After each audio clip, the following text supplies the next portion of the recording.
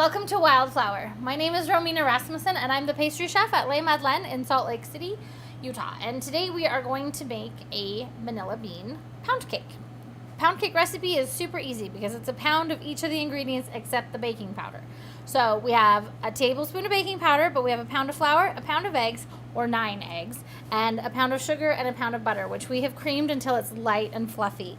One of the things that I always like to do when I'm making cake, in addition to just sifting my ingredients if that's called for, and you can in this case, I also like to whisk together my dry ingredients, and that will evenly incorporate the baking powder into the flour. And because if you sift it, it's just going to stay in the same place. So this way it makes sure that it's all evenly incorporated. So I'm going to turn my mixer on and I'm going to start to add the eggs one at a time. And I'm going to scrape down every few eggs just to make sure that we're getting all, it's getting nice and even. You kind of want to wait until the previous egg is fully incorporated before you add any more. There we go. Oops. There we go.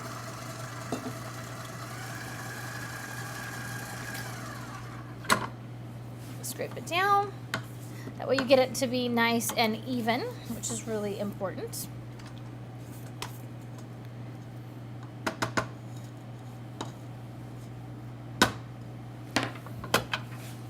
Going again.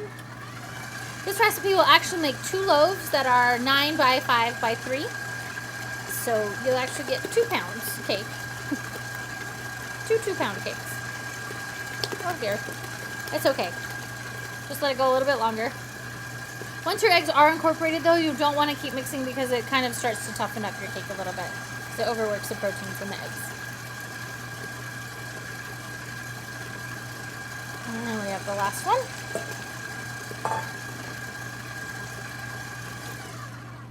It also works really well if all of your ingredients are the same temperature.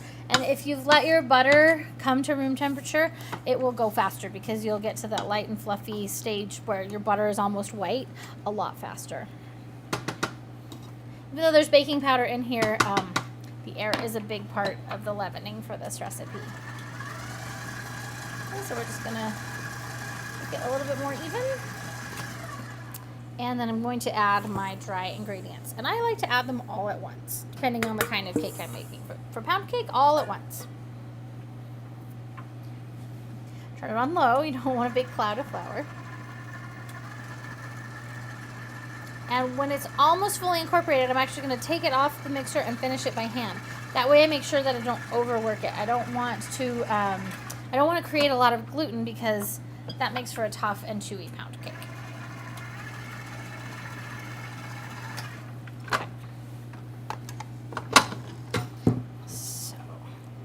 Scrape off my paddle. And I always scrape as much of the food back into my bowl as possible because your sink doesn't need it. It's part of your recipe. You don't want to mess up the chemistry of it. Scrape the sides because a lot of times if you're using a stand mixer, there's a bump in the middle of the bowl where some of the ingredients tend to get a little bit stuck and they don't mix in all the way. So once I'm fully mixed, I'm going to pour it into my loaf pan and it'll take about an hour to bake. And that's how you make a vanilla bean pound cake.